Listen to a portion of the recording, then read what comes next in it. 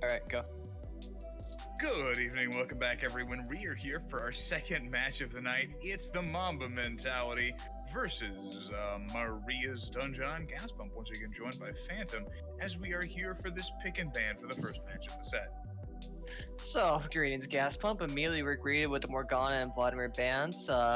Both these teams, they're going to be fighting to be crawling out of last place. And while these are both last place teams, these games are very, very important for them because if you are in the lower brackets and you lose against a person you're directly. What? Yeah. I heard something from Para.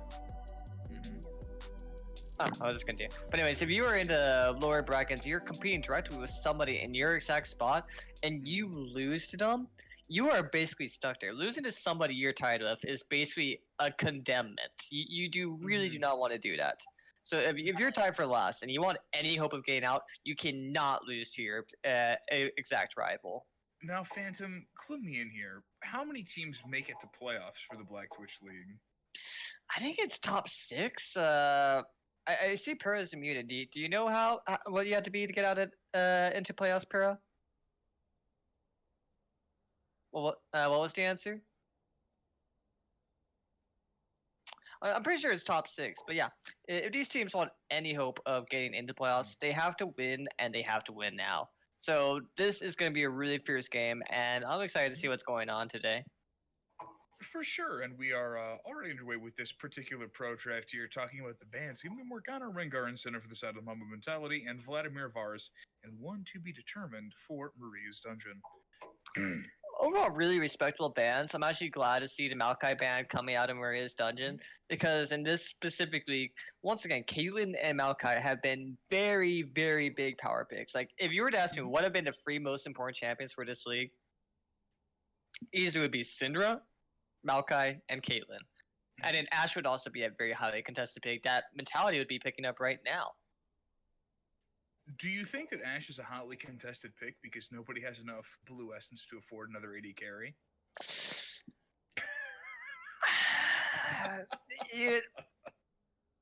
She's the 450 special, baby. That's what it's all about.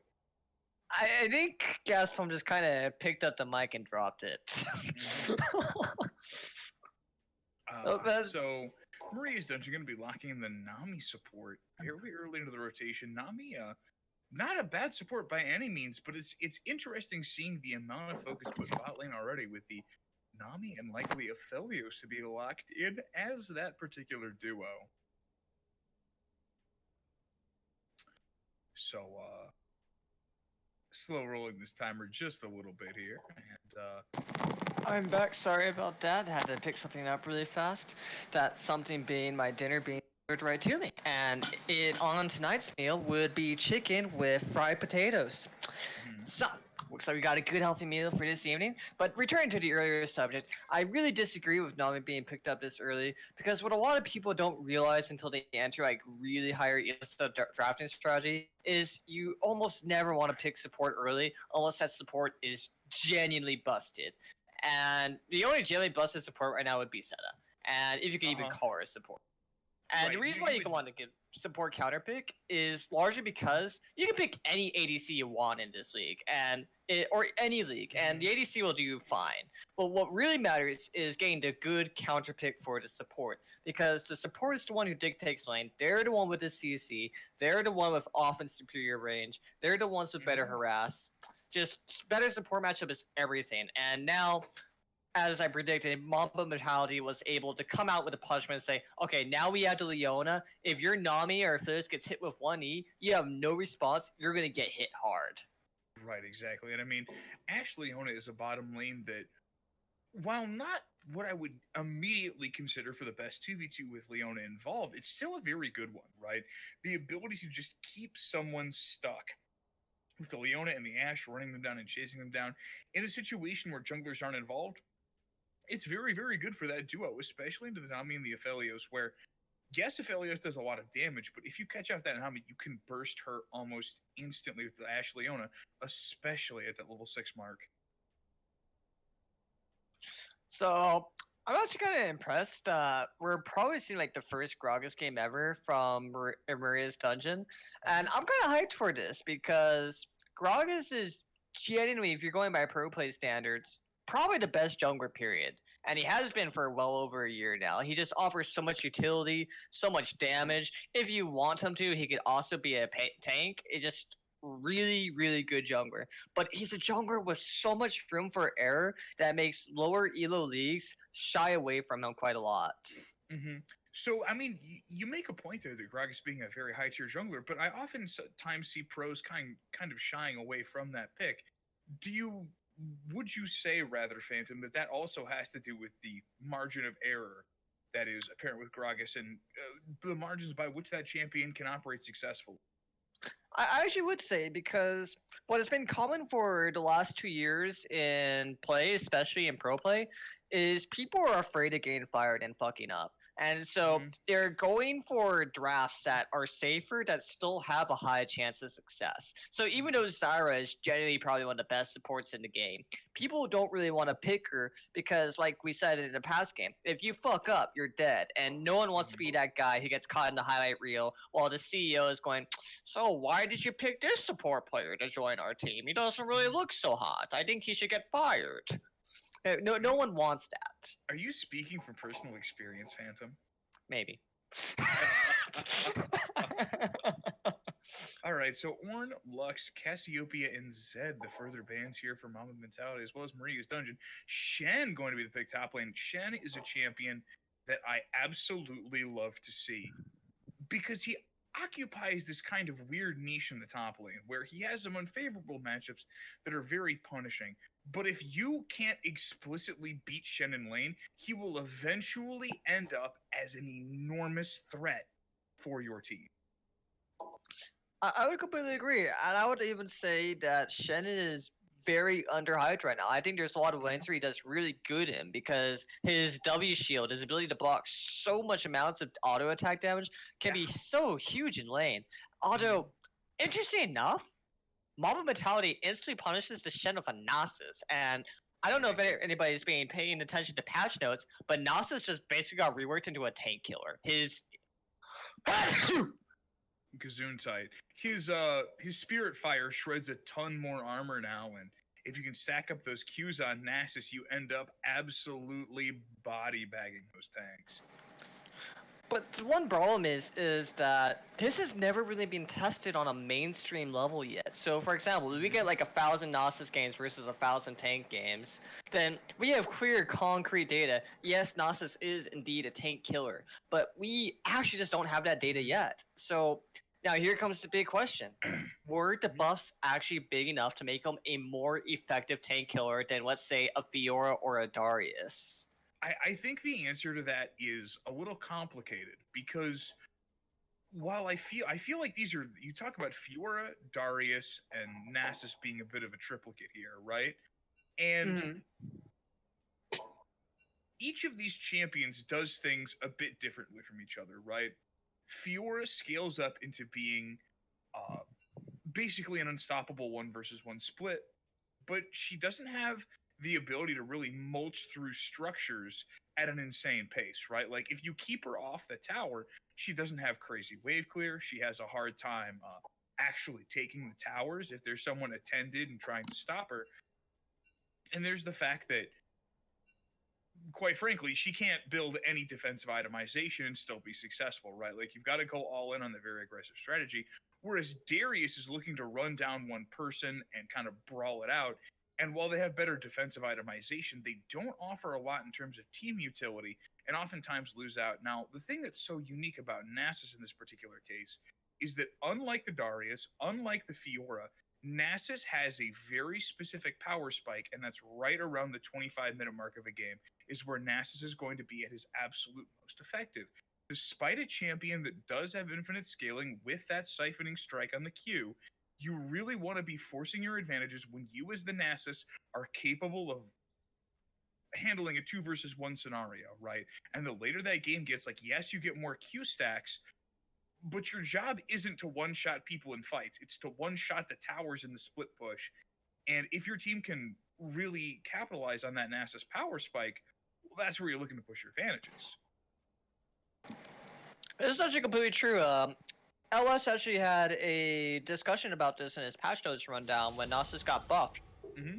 And basically, his words were very similar to yours, where he said, Nasus, despite popular belief, is not a late game champion, but actually a mid game champion. And the biggest reason for that is because when you look at late game, that's when ADCs and mages actually have items to kill him now. Right. So you just really want to exploit them before these late game hyper carries get to the point where they say, you know what, Nasus, I don't really care about you anymore. I can just CC you and kill you. Yeah, Because exactly.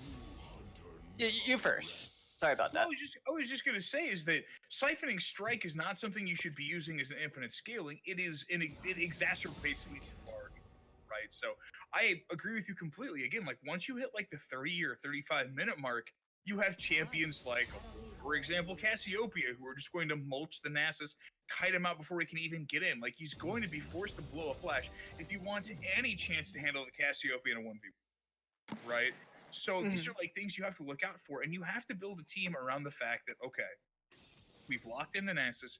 We want to push our 4-1 split very, very hard, right around that 20 to 25-minute mark. And you look at the things that Nasus is very good at doing. Splitting, he can take Barons quickly, but the later the game gets, the less his advantages become.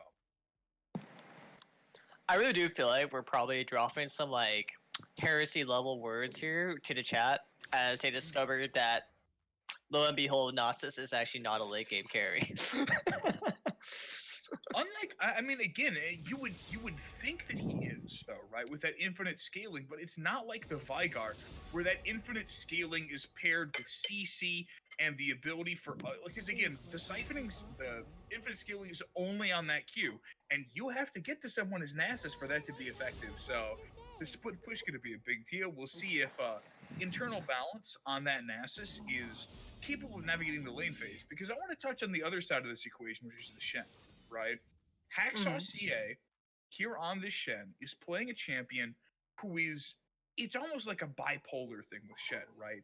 Because there are two very distinct build paths you can go with Shen, and it is, do I rush out the Sunfire Cape, or do I grab the Tiamat into Titanic Hydra? Sunfire Cape, obviously very good against the Nasus because of the armor, but if you do find advantages for yourself in a 1 versus 1 situation, Shen does a shocking amount of damage, even without aggressive itemization. And the Tiamat helping him to wave clear, as well as, Titanic Hydra active, is a startling amount of burst in a backline.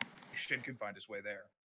But then let's talk about Dress for a moment. So there is so much hype behind this Nasus. I love it. I can't wait to see it do work. I hope it does work. Especially since this is just such an unknown champion. Because even in the low elo competitions, no one has been picking Nasus. I think this is the first time I've seen a Nasus game, even by BTL standards, in probably a year. And this is just a champion that has no data behind them. So so excited to see what this comes down to. But I will say, I'm just afraid this isn't gonna be Nasus' game to shine. Because let's look at Maria's dungeon. They have Azir. Azir's ultimate, talk to the hand. Back away, I'm stabbing you with soldiers. Shen, my W blocks all your auto attacks. Gragas, I'm drunk, get away from me. He presses R, no one, the fight is just reset. Nami, I'm gonna splash you with water, the fight is reset. Aphelios, I have lifesteal gun, I kite you away, get all my health back. Yeah, there's also, the snare that comes from the Aphelios ult is also worth looking at too, right? Like, there are so many ways for this team to just scream, get off me to the Nasus and keep him away from actually engaging in these fights. So I think a big thing to look at in the top lane here for Eternal Balance versus Hacksaw, right, is how the first 10 minutes of this game go. If Nasus is keeping pace in terms of stacks, if Hacksaw isn't able to find these stand uniteds to get other lanes ahead, I mean, that's a good sign for the Nasus because, again, 25-minute power spike. Watch out for it.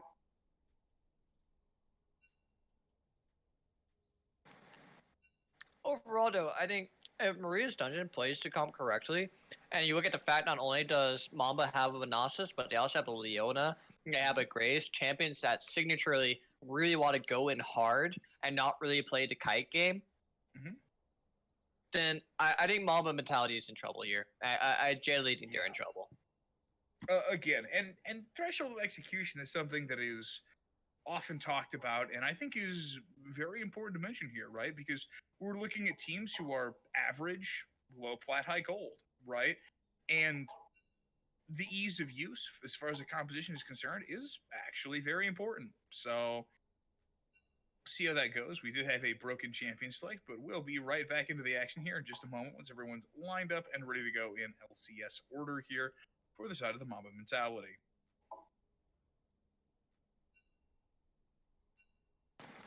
On a side note, I just want to confirm the fried potatoes with the rosemary toppings.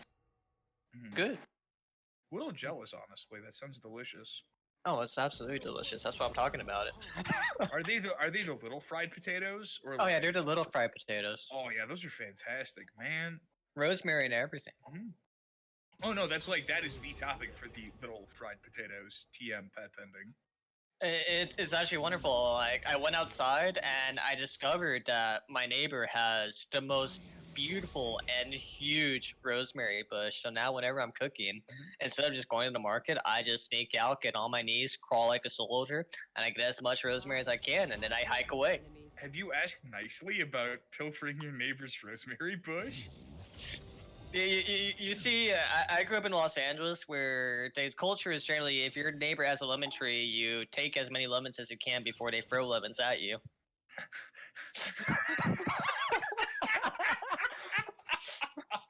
I seem to have recalled hearing about an educational film on precisely that topic at one point, Phantom.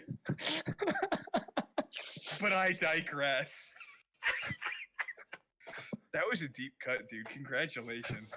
That's powerful. All right. I'm gonna need a minute. Oh, that hit. Wow. Oh, that was quality. So it looks like, much to my happiness, that really was a Gnosis. They locked it in. This Gnosis game is 100% happening.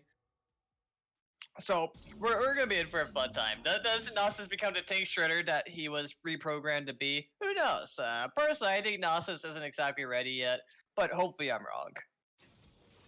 Oh yeah, without a doubt on that one, Phantom. Got the lock-ins. Hopefully, Champions League doesn't break this time, and I'm really curious to see how both of these setups end up coming together. As Soul Lady is trolling us with the Blitzcrank instead of the Nami. Come on, you can do it. You can do it, Maria. Don't talk with your mouth full. It's disgusting. All right, so we have the lock-ins. We have the 5v5. Hopefully, we don't have a client crash this time, and we'll actually be able to get into the game itself. $1 billion game company, by the way. Oh wait, did I say $1 billion? I meant $1 trillion, because coronavirus, double player base. Riot is banking off that. Numbers, yeah. What a lot of people don't realize is that the real reason that Decline has been crashing so much isn't just the fact that they're making new games, but also the fact that Riot did not expect as many players rejoining the game this month. Well, I've also heard that isn't the Valorant client piggybacking off the same servers? Oh yeah. Yeah, that's a lot of people. Yeah, that is a lot of people. All playing video games at the same time. Yeah, that'd do it.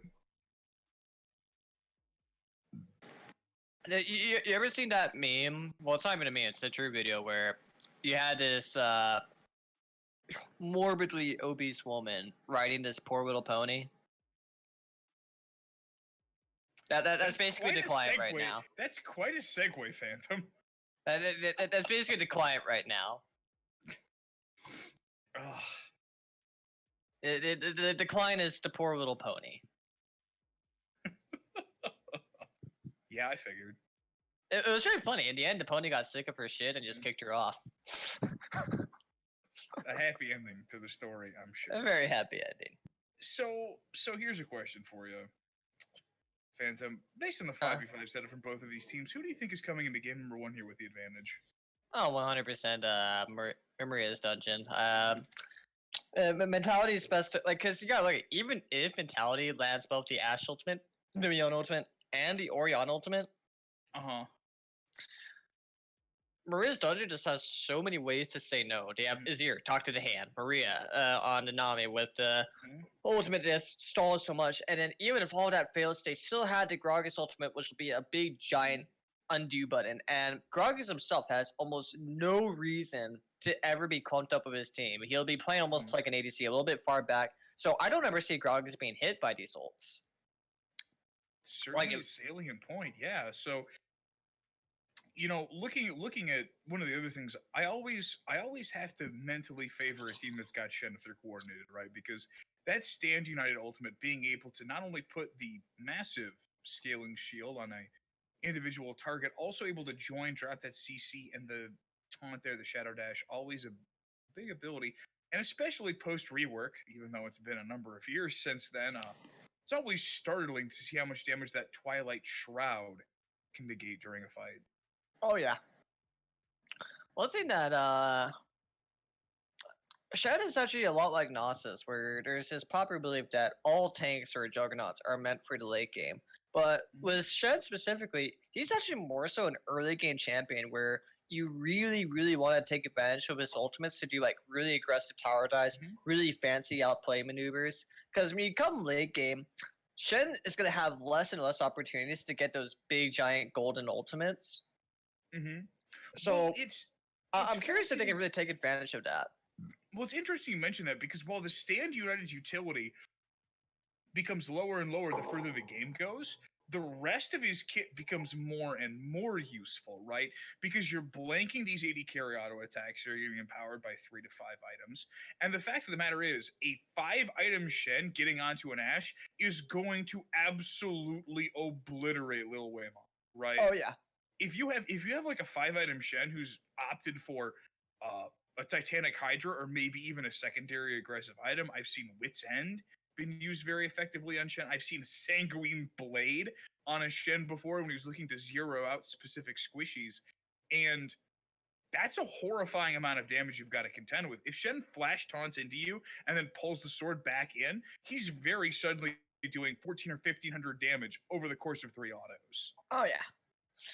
One that I really love seeing is there's a very specific EU OTP for Shen, and his name always escapes me. I think it's like E10 or something. And something that he loves to do when smurfing is he is in love with Russian Triforce just so he can get these really aggressive split pushes and tower dives. I mean, Trinity Force does tons of damage. It's kind of, I think, the point. Yeah, 100%. Yeah. We're not going to see the Triforce this game, but if you're into Shen at all, just look up Shen OTP, big outplay. You'll probably find him very fun YouTuber to watch. How much clickbait do I have to sift through? Honestly, this content's actually pretty informative. He was actually 3 hot knife Shen build, 1 Guerrillion damage, 1v1b top. His stream's actually pretty informative. He was actually one of the first streamers that was preaching that cheap shot is generally better than sudden impact. At least for the early game. And he was actually right. He was one of the very first people that was preaching how broken cheap shot actually was. It's always fascinating to me with League of Legends because despite this game being very quickly solved with the amount of money at stake in the professional scene, it feels like there is oftentimes a very startling lack of innovation from within the professional scene, right? Like a lot of the innovation, pardon me, that gets driven in this game is from the solo queue scene, which is where you will then see pros pick up and emulate that from specifically. So it's really interesting because, again, there's a tendency for to have the bias that like, okay, well, these are professional players, they'll know everything the best, but maybe they're not paying attention to that kind of thing. So it's more of it's just like I said earlier. The fear is you don't want to be the guy that the CEO starts glaring at. So right, and then when the CEO goes, "Why did you do this item when this everybody does this item?" But you clearly weren't doing it correct. Like you don't want to be that guy. So you just go for the safer thing. It's boomer time. Remember Shushay back in season 1?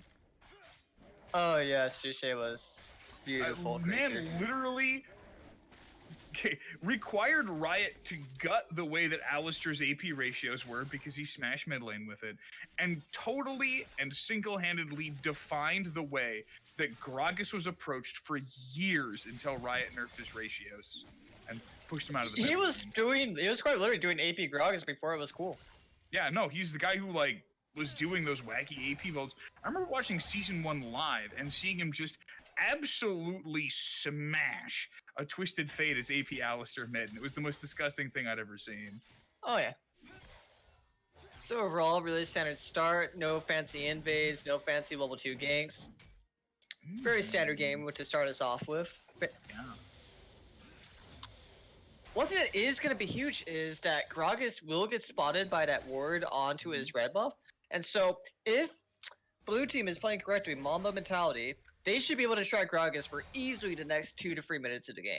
Right, and I mean that's such a long time to be at an advantage state as far as vision is concerned. And looking at the top lane here, right, the Nasus into the Shen, Nasus is going to have problems in the early, right?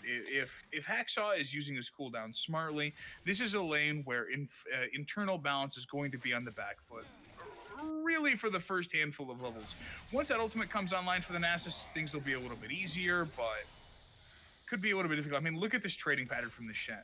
Just waits until his cooldowns are up, goes into the Shadow Dash, pops out the Twilight Stride, gets his auto attacks through. What is the Nasus even supposed to do? It's like I said earlier, I really feel that Shen is a very underhyped champion that people need to experiment with more. And looking for the Azir, does take that shuffle on out to safety. No flash needed. Here's Gragas in the bottom lane, forcing the flash out of the Ashe as well, looking for this aggression. Forcing little Wyman, and always anxious on back under the tower. I really gotta criticize the jungler there, because it's just like, E-Flash is such a reliable combo. They were completely exposed. Just do the flash. You're a jungler. Your flash does not matter. Secure it at CC, and bare minimum, force Stone to burn their flash. Oh, Graves flashing in, looking for this damage onto Kevo, who's down to 200. Graves, I was talking to Gragas. I was talking to Gragas about flashing, not you. I mean, Bullet tried getting a little antsy there and maybe pulling the trigger a little too early in a variety of ways, but still forcing the Azir back, though Kevo, I believe, does still have the flash and the teleport available, will be able to reset easily, come back to lane there. For a gank top, Hacksaw on the Shen. Some damage there, but has the Shadow Dash and takes like 50 damage at the end of the day. Man, that's real rough. Mamba mentality has been trying to make these early game aggressive moves, but they just haven't had the oomph to back them up. I will say though, I do respect what Graves is doing here. A lot of his laners are struggling. So by just giving these little ganks, even though you're not getting any flashes, even though you're not getting any kills, it still allows your laners some breathing room, and it tells the Shen, hey, I can't play up to his tower without being somewhat punished. I think the other thing to look at here too and consider is the fact that Nasus was down a serious amount of CS there and has completely equalized that and also forced a double wave under the Shen's tower. And no matter how good you are with Shen is not exactly a top tier under tower farmer, right? He has difficulties handling he is not. that. They don't even let you have the animation cancel on Q. That is something that Shen mates have been whining for ages. They desperately want an animation cancel. That would be really nice. Or at least in like an auto frame reset, Trundle style, right? Yeah. That'd really help things out, but tragically, that is not the case. It's so weird because Riot says, okay, every champion gets to have it except Shen. No, Shen, you may not have it. I mean, Shen is still pretty good regardless, but just a bit of it feels bad. What do you mean, Mom? Harold gets to have the action figure. Why can't I have it? That's Shen. So the 6 minutes on the clock, looking at a bottom lane where the Aphelios and Nami pretty well here, and being said that the early pressure from the Graves is rewarded by taking care of that first Infernal already out the gate. Bonus stats certainly not going to be misplaced here, man. Looking really smokes that wave. That champion's kind of silly, you know. I will say though, I'm kind of disappointed with Graves runes. I am a huge. There we go. There's the E-Flash. There's the flash. Follow up coming on through, but Leona's aftershock coming through just in time. Little Wayman and always anxious, looking to turn that one. I mean, Graphic going for the flash on in there, but kind of on the wrong target, right? Like, you know the Ashe has no flash. The Leona is tankier. Why not just go all in on the 80 carry? You know you can burst her out, and you're guaranteed the kill there. It really was a guaranteed kill. Another thing is that made it kind of foolish is that Leona, one of the biggest things that's allowing her to be meta right now is the fact she gets to fuse W with Aftershock, and when she gets to both at the same time, it might as well be an Alistair ultimate. Oh no. Oh no. Did you see that? What? They didn't get the bounce. They can freeze this. Oh no, that's a big whoopsie. It depends on how the freeze plays out from the Ashe and the Leona. If they do get that freeze in, that could be a real problem for the Aphelios and the Nami. But I think they are, because if you look at the icons in the minimap, you don't see them going forward. I think they're actually getting a freeze. wait, at this level, that's illegal. Gragas gonna get his red buff stolen away there. Nice pickup, all things considered there, for the Graves. And looking in this top lane, despite early game difficulties, Nasus has pulled ahead. The pressure from Boatride really has done a great job of providing a situation where his top laner is able to get some easy pressure down and pull ahead of the Shen. So I am a depressed color caster. Our cameraman decided to give us the graciousness to find out what happened with that freeze or not, and Ashe has elected to break the freeze and do a slow push with a big wave into enemy tower. So all the Aphelios has to do is go into his wave clear gun, and he's going to soak up all that minion EXP. So disappointingly a wasted opportunity. Maybe looking for the Azir mid here, though. Kevo is pushed back under his tower, so in a pretty safe spot, especially with that flash up and available still. Ooh, looking to interrupt this Rift Herald. Oh man, Graves able to take that. Hacksaw could be in trouble as well. Rest of the team rotating on down. Gragas is here. Flash force, finding the Graves. That's a lot of damage. The first blood goes over, trading 1 for 1. But Kevo in a rough position. The Ashel goes wide still. Hacksaw at a sliver of health. There's the slow coming on and down, looking for the Twilight Field as internal. Balance drops the Kane. 3 for 1 at the end of the play.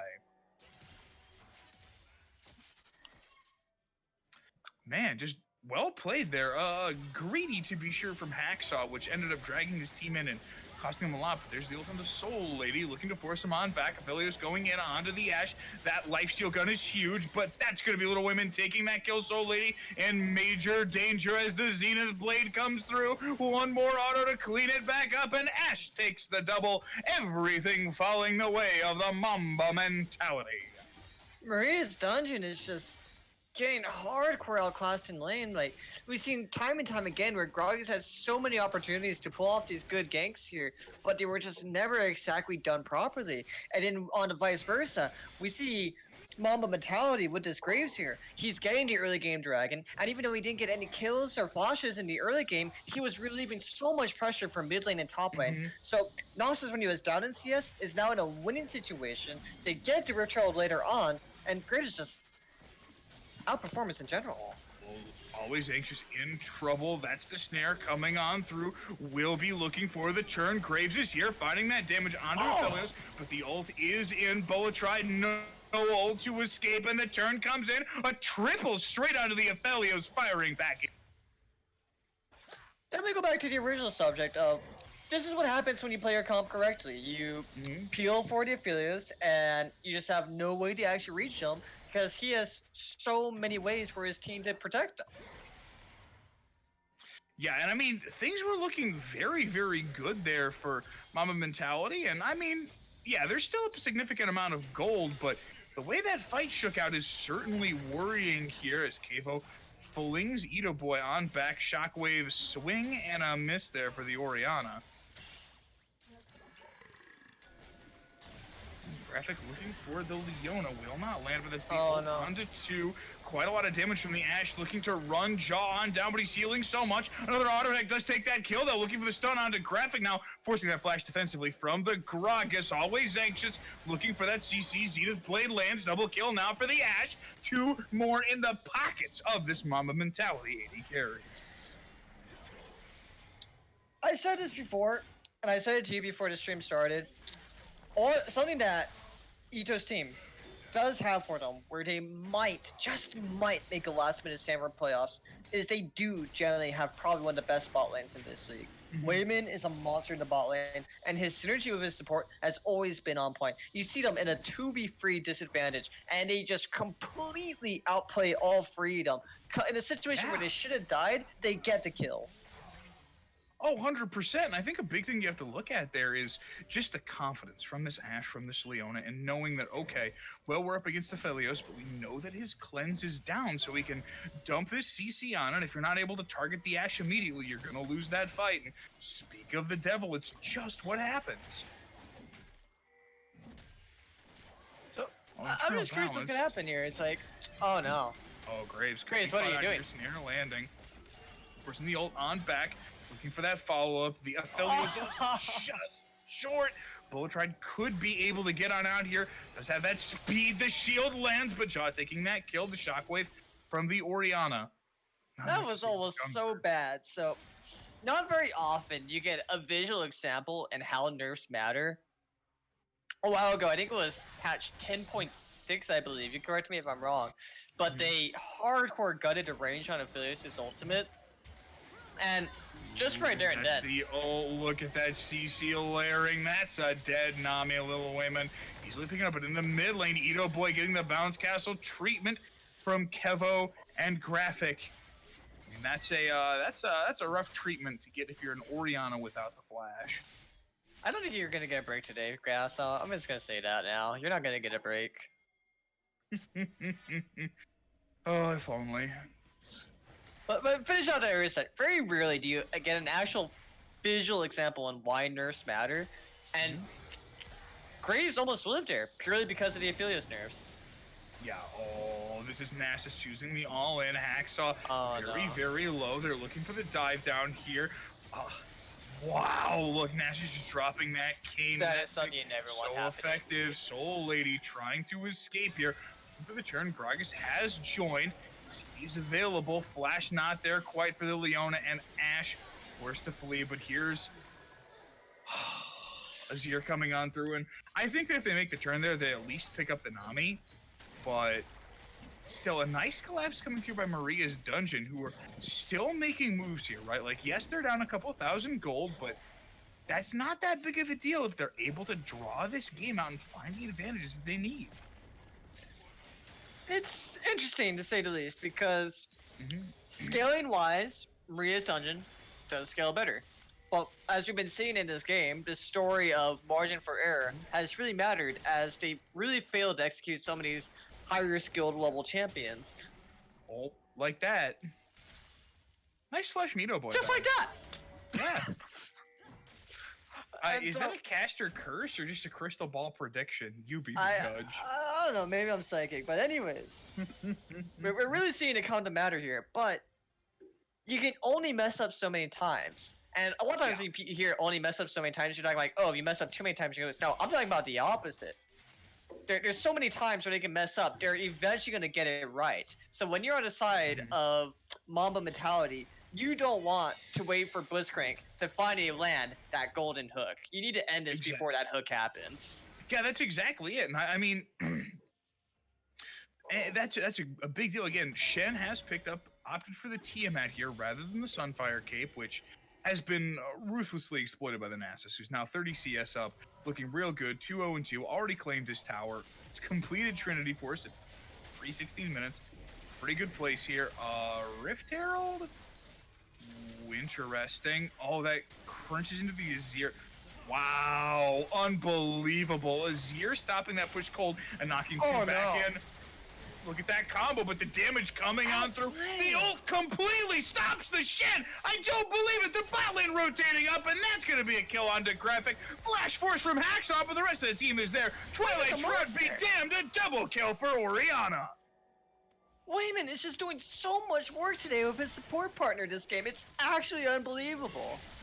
That arrow just stopped Hacksaw cold dead. There is a world where they are able to turn that play and at least pick up Bullet Ride, right? but not there. The ult from Ashe is so clean, and it ends up saving everyone. It is, I believe, 3 full kills picked up for nothing, and propelling the side of Mamba Mentality to a nearly 6,000 gold lead here. 17 minutes on the clock. So Dragon is spawning. If you're on either side of the team, your goal right now is to get vision, take over the bush, and try your best to deny space. Don't let the enemy team walk into Dragon. Let you try to secure Dragon at the same time. That being said, this is only a win Dragon, so this is not a Dragon they have to die for. So if you cannot get the vision in time, honestly, just give it away. Right, and it's not soul point either, which is something to certainly be concerned about, right? Like, you have vision of this, you can collapse, you can send Nasus in to claim an inhibitor. While Nasus gonna get inhibitor. Oh yeah, I think that's 100% a trade that you're willing to make here. There's Leona coming on through. Gragas is able to secure that. Maybe looking for the fight afterward. That's the route going on through. Little Wyman forced on back. The Ashe ult followed up by the Orianna coming on in. The Shen not nearly enough. Jaw gonna get slowed, forced to pop that cleanse. They're going further. That damage from the Orianna absolutely insane. And Shen forced to taunt over the wall, all while their inhibitor falls. This is an absolute disaster for Maria's dungeon and nearly a best case scenario for the Mamba Mentality. So, Gasp, I'm curious about your opinions here. Who do you give MVP to? Wayman for the outplay after outplay, or Graves for the fact he just honestly had the outright better early game, got his team the early game pressure, got his team the early game objectives. Who gets your vote here? Okay, so I think that purely from an MVP standpoint, I think that you have to look at Little Women here because yes, Graves did a lot in the early game. If we're going down the hierarchy here, we're looking at Graves immediately next, right? Like yes, Ito Boy, fantastic game on this Orianna. Don't get me wrong. We have a lot of strong players, but I think like the two factors that have tilted this matchup the most are the insane early game pressure put out by the Graves, who scoreline does not reflect this, by the way. Created an opening for this Nasus to truly get ahead and kept Ito Boy from feeling some of the pressure this Gragas was putting on, which is huge. But if you look at the way that Little Wayman has been playing this game so far on the Ashe, right, dodging multiple attempts on his life, you know, turning these situations that a number of other AD carries would have simply died in into turnarounds, into one fights. That is the X factor that is so good to see in a player. It really is. Like, I still recall to that bot lane outplay, and it's like it was only 2 versus 3, and instead of him dying, he's the one that comes out with a kill. We come down with multiple kills. It's insane. Yeah. So score 16-8. Your Mamba Mentality, will eventually get outscaled. Granted, Maria's Dungeon is playing a little bit inferior right now. They still have the fact that Azir can hit this 1v9 absurd point where there's no way you could ever approach soldiers. So if you're on the side of Mamba Mentality, take over this topside vision right there right now, ward everything, and then dare Maria's Dungeon to approach her jungle. Yeah. Dare them to try to stop them. And the moment they walk in so foolishly, goners. Finds a ton on the Graves, but look at that damage on the Hexa. Obliterated by Wayman. Graphic is there. There's the cask on back. Wayman in danger. Doesn't have the flash. Will end up falling. But look in the bot lane. Nasus is going to be claiming this base for himself. Oh dear. Yeah, this is real rough. Like, yes, you lost your Ashe. That honks. You don't want to see that, but you want to keep this pressure up in the top lane to force and dare this squad to try and capitalize. But like, Nasus is just taking your base right now. He's on that bottom inhibitor. Can his Deer even stop him? Does Nasus just run him down? Yeah, what are you supposed to do if you're Kevo? Like, yeah, you have Flash coming up. Force 2 to go on back there. They're still on the hunt, still on the prowl. Ashe has respawned. No teleport or other map movement summoner spell to get there. Oh no. He's in there. And it does have the ultimate. Maybe looking for this play teleport channeled by the Nasus. I don't really agree with this teleport. This is a little bit weird. You need to keep up that pressure in the bottom lane, right? Like, that's your job right now. Like, yes, you're here on the Nasus. Yes, Baron is available. That's not the objective. Just stay bot lane, get 2 people to go on to you, because then 3 people try to stop the Baron, and you're in a 4v3 situation now. Oh, this is maybe a questionable Baron. Ashe is here, does have 2.5 items on board. They will plow through this very, very quickly. They have every ult available. Is in the neighborhood. Baron at 3,000. They do deny the vision. This could be a 50-50, but She man, wants I to stun. switched onto the Gragas. That's absolutely enormous. They find the follow-up damage and force the stand united. What an enchanted crystal arrow coming through from a Wayman once again doing work. All right, Mamba mentality. Push out the mid lane, get those super minions to work with you. Get those bot lane minions pushing in. Get the dragon. Probably just end straight for your bot lane right now. Yeah. I mean, what are you even supposed to do if you're Maria's Dungeon here? You're down 10,000 gold against the Nasus, who is absolutely at the zenith of this power spike, right? Like, Normally, my favorite strategy when you're behind is make a death push. It's very easy to do, very possible to do. But then you look at Maria's Dungeon, and their comp is not really built to do that. yeah. I mean, you have the CC with the Gragas, the Philios, but there's and yeah, you have a Shen. Like, that's not bad, but it's not ideal in great. the circumstance. You also have an Nasus who just went back and full bought his Spirit Visage, and I mean, no reason not to. It's an AT heavy team composition. That's what you're watching on for. You have that baked in lifesteal to the Nasus kit, and I mean, you have 2 inhibs that are currently up, no supers heading on in, but with the amount of wave clear you've got, this is a pretty easy push, especially with the Baron empowered buff. Going on, if you're on Maria's Dungeon right now, your final saving grace is the fact Elder is not going to spawn for at least 10 more minutes. Yeah. Do a freeze in every single lane, and try your Good best luck to with hold that. it. I mean, that's all you can do, right? You're down nearly 10,000 gold. You've got waves crashing both mid and bottom with open inhibitors. No need to overforce this if you are Mamba mentality, right? Like, the way that you lose this game is by getting picked off and overforcing, and Graves shoving the minions in bot lane, Gragas around, team easily capable of rotating here. As your tower goes up, could end up It's not stopping gonna and last, timing the though. push just a little bit. No, yeah. That's the Kane coming on down. Ashel does land. Follow-up there. The ultimate goes wide from Edo Boy, but they do find Hacksaw already. That's anxious into the backline, trading 1-for-1. Nasus does go down. That's a lot of damage from the Aphelios, but they do end up claiming a second inhibitor. Teleport flank, looking at Azir. Health bar's fairly low, though, looking to try and find this. Here comes Kevo, looking for Bullet Ride, but doesn't land the ultimate. The damage is there. Little Wyan able to escape. Slow on the Gragas. Those auto attack damage is absolutely enormous. No body slam, but does find it. Goes golden. Back up, wait a Doesn't minute. get Back that up, last back up, auto attack, no! and Jaw is there. Finding that one, that's absolutely huge, and they've stymied the push. They're down 2 inhibitors, but they peeled the Baron off everyone except for Bullet Ride.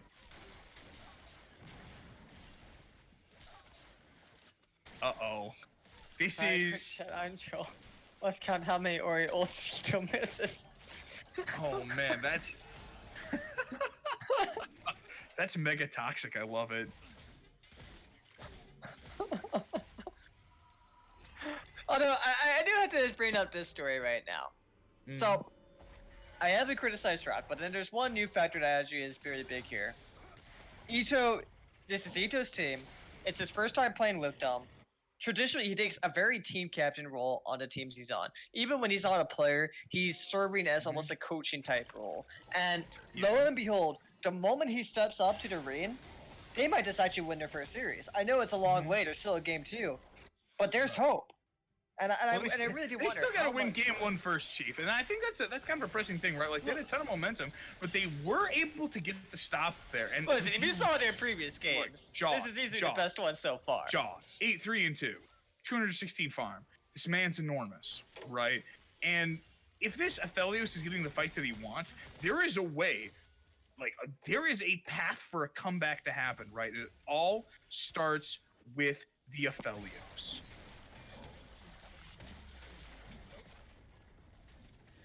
That being said, it's still a tough one. Again, the regroup coming on through. CD Azir teleporting back into base. Ultimate's available. Man, look at that wave just get absolutely shredded by the Aphelios. Holy free holies. It's really funny to me because every single patch, I have people who go, Phantom, is Aphelios dead yet? Is Aphelios dead yet? And every patch, I just have to tell them no. I wish. Oh, that's a big ol'... Oh! Alright, guys. Homie stock. That's a homie stock from Edo. Sure, you can whiff your ult. I'll whiff mine. It's fine. They do have supers pouring through the mid lane as well as bottom, which will draw attention away. Reinforcing wave topside still about 20 seconds off from crashing on this tower, and with the amount of power that Aphelios has right now with 3 items, it's going to be real tough to run that into the tower, which is still looking fairly healthy here, to be sure. So, chat, this is an 18+ room now, so I can say this now without TOS. Oh, Shen tries to go in, completely whiffs the ult. Nami wave kiting on back. Hourglass already popped. The kite coming on through. That's a jungler down already. They're on the hunt. They're on the prowl looking for Hacksaw. The Aphelios tower is down. They get the channel. Kivo has fallen as well, but still Jaw alive. Trading 2 in exchange for 3 as Bulletride looks for this bottom lane, forcing the Aphelios on back. Gets that move speed, trying to find the burst, but the shields are absolutely enormous. Oh man, that tower just a sliver from going down as Ashe pops that attack speed boost and looks to shred that top lane remaining inhib tower. Edo Boy there as well. They will be claiming a 3rd inhibitor on this push. Oh man, looking for that tower there. Ilias trying to kite it out. One more auto does claim that, and super minions onto the Nexus towers, one of which is already fallen. So, what I was going to say is, since it's now an 18+ room, take a shot if you're of drinking age every time Ito misses an ultimate this game and next game. So, I don't want alcohol poisoning. No, thank you. We're 5 drinks in. That's 5 vodka shots. Get to it, chat.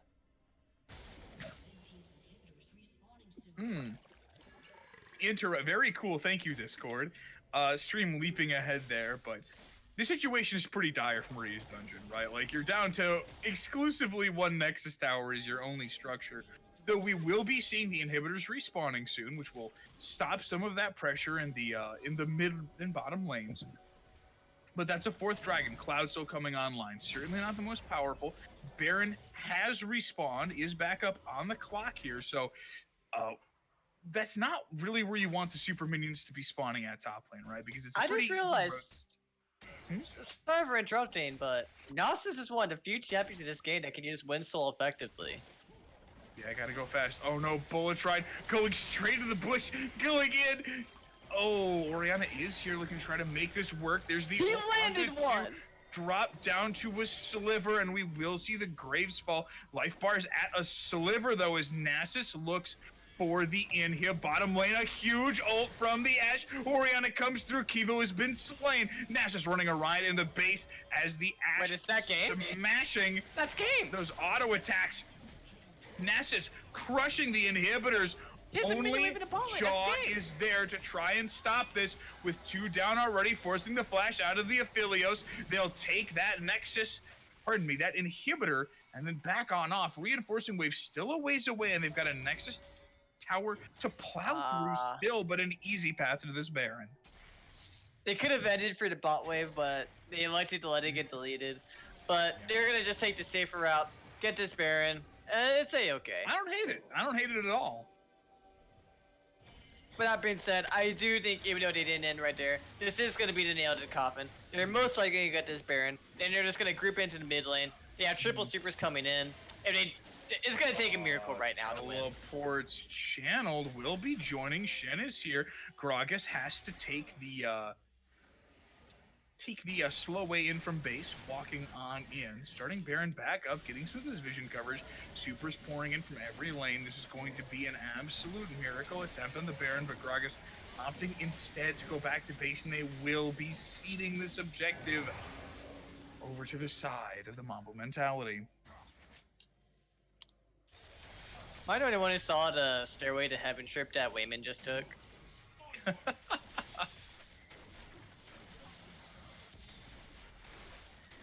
Seriously, it's okay, man. I got this. I can build us new towers. Oh, man. It's worth an attempt, right? But there's the Ashe ult going on in completely wide there. Should be back up in a few seconds, but may not be necessary. Still, the attempt on the pick, maybe a little overzealous, so they do have Baron empowered supers smashing in through every wave. Those are double super minions every single wave. That's Leona into the back line looking for the play. Nexus tower gets obliterated. The Orianna ult onto 2 finds Jaw, who will be shut down by the Leona. That's 1. That's 2. Kivo running a riot, though. The only member up alive is Nasus, who ends the game. It's Oh really my God. depressing when you're in those moments and they're ending the game and there's like either a Gnosis or a Scion on the enemy team hitting your tower or a Kindred. And you're just like, okay, cool. I can't even kill him. He's just gonna free auto attack. Well, the thing you need to look at there is that Jaw almost went off there. Like, very close. I mean, Kivo did great on the Azir and killed 4 members of that team, but meanwhile, But like I said, what do you do about the Gnosis?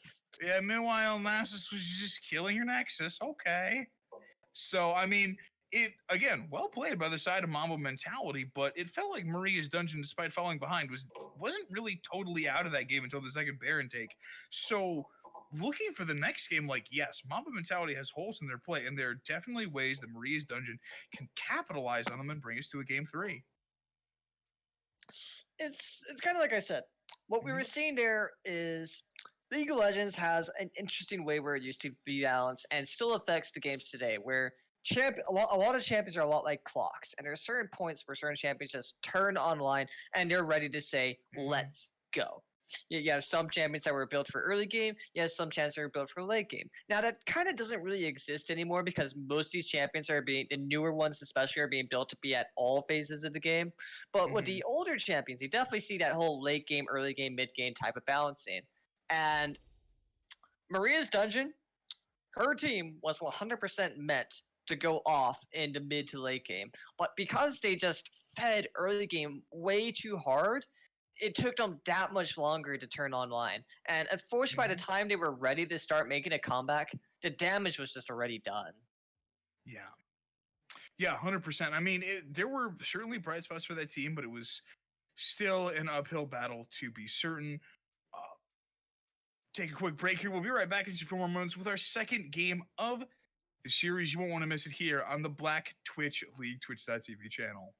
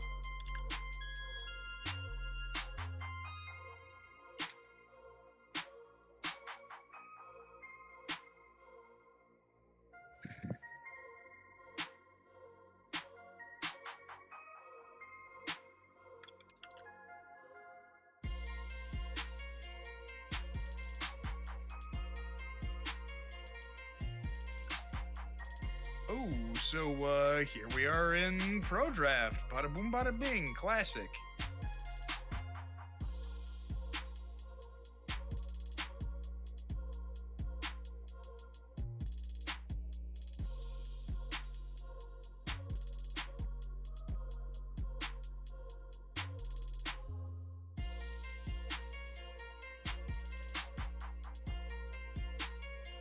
Phantom?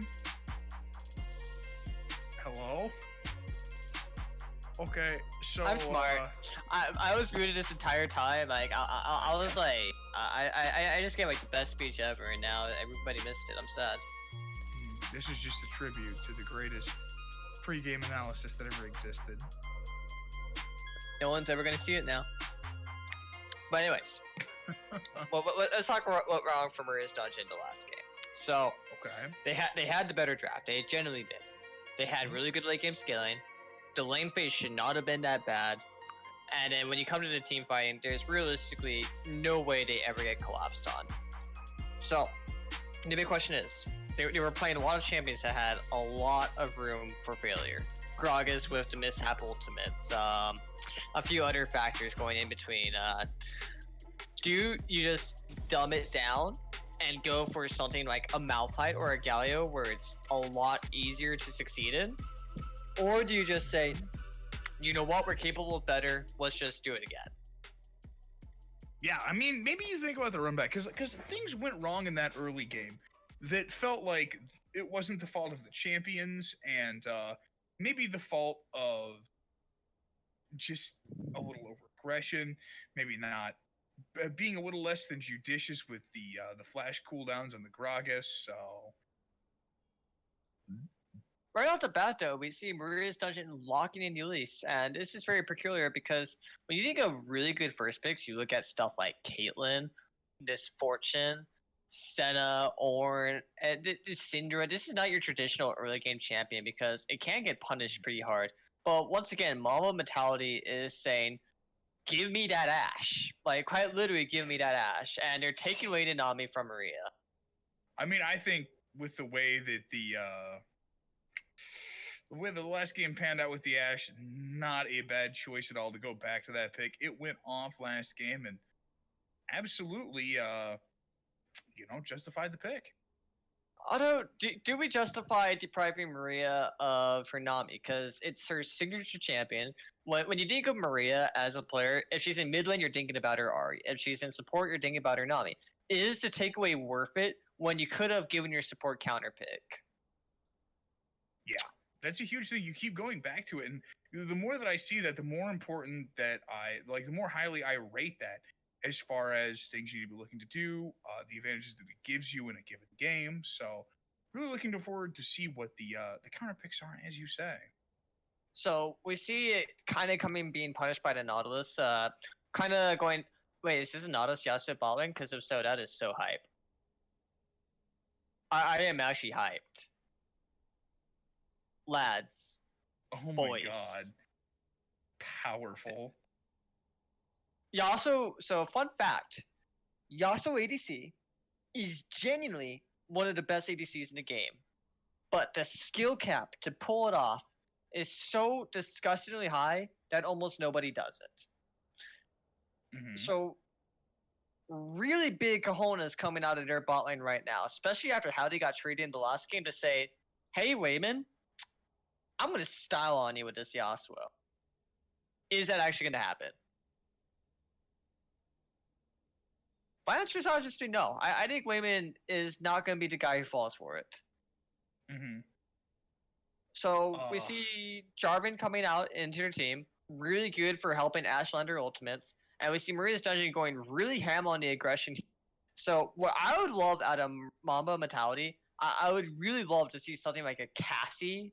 I would love to see a Veigar, just some type of scaling mid laner that at the same time could really punish Maria's Dungeon for going all ham in this aggression. A champion that can potentially even punish the mobility that Maria's Dungeon has. So, not many people have been practicing Veigar, but I would love so much to see Veigar. Just lock the Trundle into the Yasuo no matter where he goes. Easy. That's actually gonna be hilarious if they did do that. It also goes back to an old story that isn't Mhm. being probably exploited by even people in Challenger. And there's the Maokai. I talked about before this game even started that Man. Maokai, Caitlyn, Ash, and Syndra, really huge power picks for this league. And we see Maokai pull through. We did see him get picked all day today, and I don't think we saw him yesterday. So maybe did both teams just kind of forgot Maokai existed, and then Mama Matali's just like, hey, you know, we still have Maokai. So I think this guy's going to do some work. I think there's a lot of teams in this league that haven't quite figured out weaknesses to Maokai. So I don't see him being exploited to the levels he probably will be. Swain support, Swain mid. A lot of flex picks coming out of Maria's dungeon. Yeah. Actually, every pick except Elise is a flex pick. Come on, dude. Save some plates for the rest of us. Flexing a bit too much there. Gyms are closed. No need to go that hard. Although, if I had to make a prediction, I think it's probably going to be a Yasuo ADC. I think Swain and Pantheon are probably gonna just go wherever the better lane is. So if Swain gets the better lane in mid, he'll go mid. Same vice versa. Nautilus most likely going to be a support, so you can get that Yasuo Nautilus Wombo combo. I think Swain's going to be a counterpick to the Maokai. I think Maria's dungeon's like, you know what? I'm just going to go zap zap onto this tree, yo. I'm so sorry. I mean, what a spicy draft from both of these teams, right? We're going to be seeing the Yasuo almost certainly bot lane. So, very interesting indeed. What's going on? Wait, What's even happening? So that's a it's Grace. What do you mean? let My that bad. one We were get so resolved confused. here. Noobs. No. We were so confused. That spell cast. Nope. Art. Then you got to play Yumi top. Oh no, it's not a Swain. It was a misclick. You don't want it. Oh no. Alright, hopefully the teams agree on to something simple so judge and referees don't have to interfere. But wait, Ito's a member of the team, so Ito's the owner, so technically it's he can just kind of flex right now and be in this specific situation.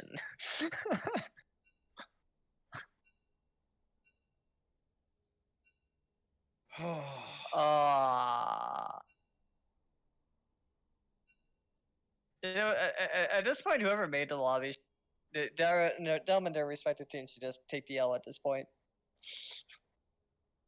I'm sorry. It's only fair.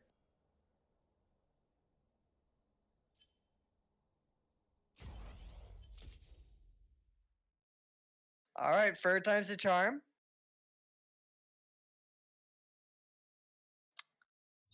Well, hopefully the golden rule applies to your casts.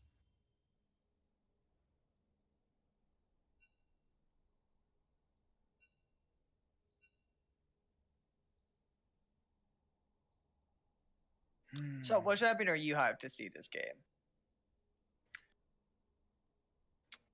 I really want to see how this Yasuo ends up playing out, right? Because certainly a lot of potential for that to go off, and certainly a lot of potential for it to fall flat on its face.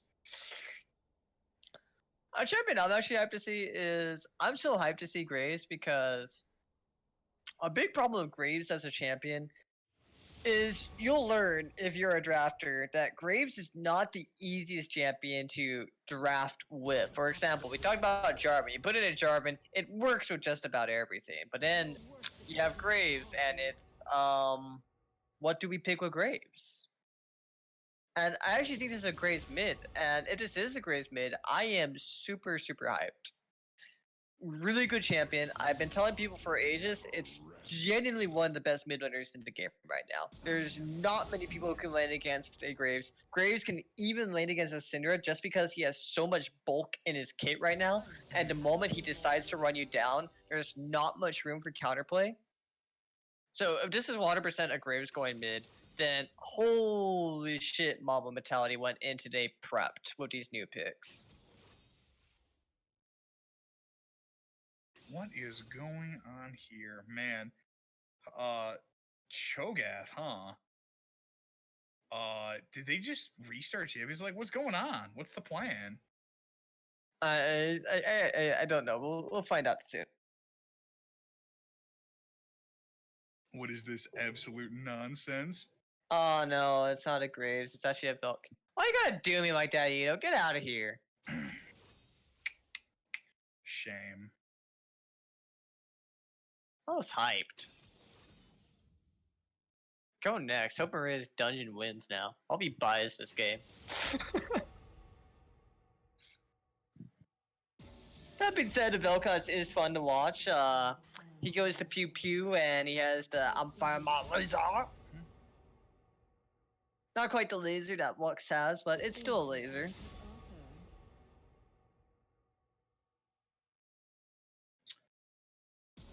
You know, that's a pretty good point. I'll accept that one. So we're gonna be seeing the Pantheon mid lane for Kivo. That is spicy.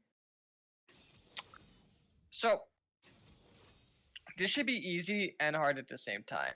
And the reason why I say easy and hard at the same time is because Maria's dungeon built a comp that's all about the offense. It's all about smashing people in the early and the mid game. But then you look at their comp and you realize one very crucial flaw. If they don't win at basically 15, 20 minutes, it's ouch. Like basically by 10, 15 minutes, they better have a free K 5K gold lead with the champions they drafted. Mm-hmm. Because you ask yourself, who is their actual late game carry? And the answer is basically nobody. They kind of have Yasuo to pull out the damage, but that's just about it. Pantheon single rotation burst.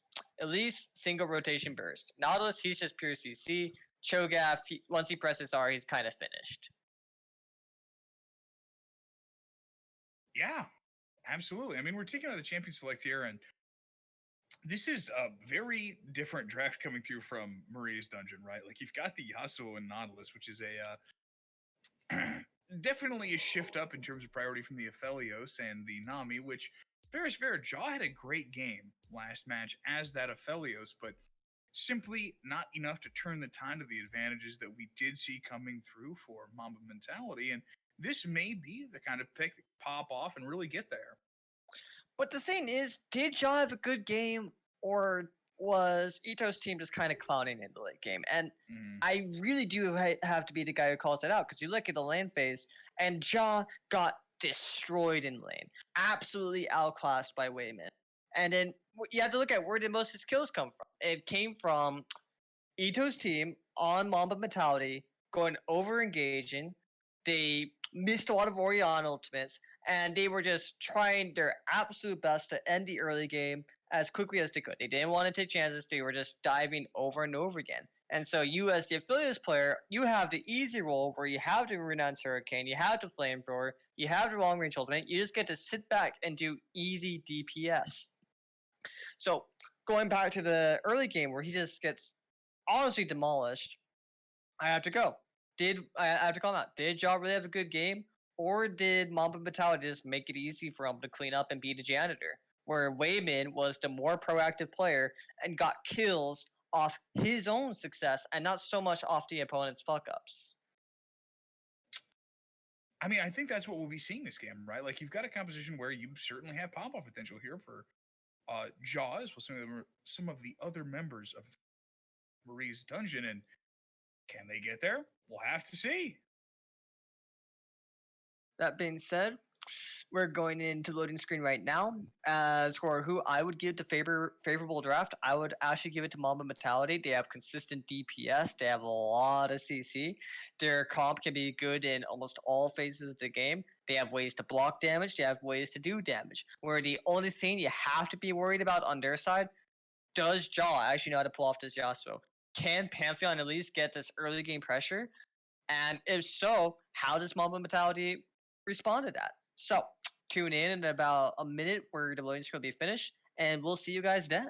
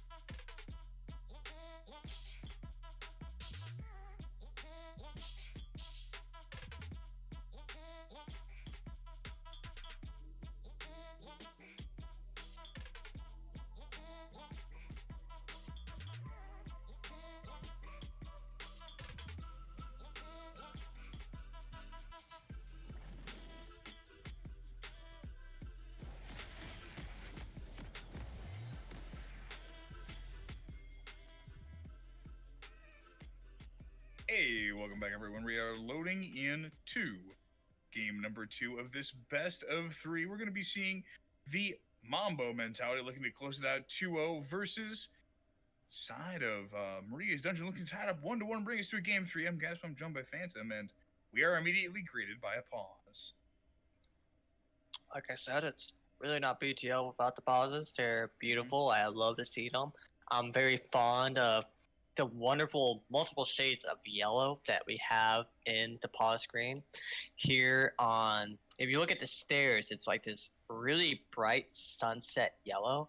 And then when you move onto the grass, it has this darker shade of like very nostalgic feel. And I think the nostalgia symbolizes the agony that I am enduring by looking at this pause screen, and it's a really good representation of my frustrations every time pause happens.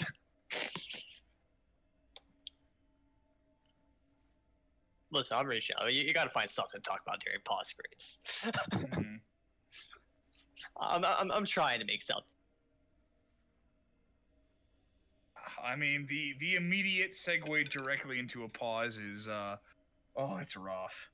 Please send help. I just default to story time. So story time. Did you know there was once a game where Papa Smithy was the only one working in the LCK that day, and for some reason he had to endure a 20 to 30 minute pause.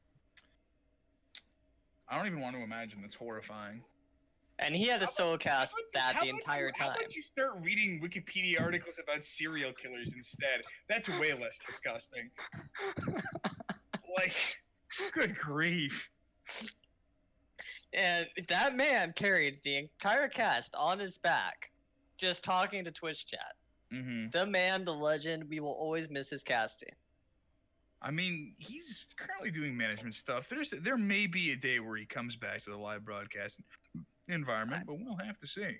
I am curious, what is he actually doing there? I wonder, is he actually kind of a decoration? Because there's a lot of orgs where they'll hire people and get them jobs, but they honestly are just decorations just because of their reputation, and their reputation gives the org more clout. How For fat? example, Let's be real here. If the paycheck is fat enough, you're fine being window dressing. this is true. If you pay me enough, I'll wear a skirt for you on camera. Let's do this. Nobody mentioned why. Phantom, we're gonna have a talk about this after game and your broadcasting mentality. Like, yes, the first thing that I talk about when it comes to the pause is my proclivity for cross dressing. I see how it is, Chief. It's the BTL. I have nothing to add to that statement. So talking about the setup, we're both teams, of course, sitting on the fountain waiting for what I assume is Maokai to join, since he's the only one who hasn't bought items yet. Oh, there he is! Connected. Hey, we did it.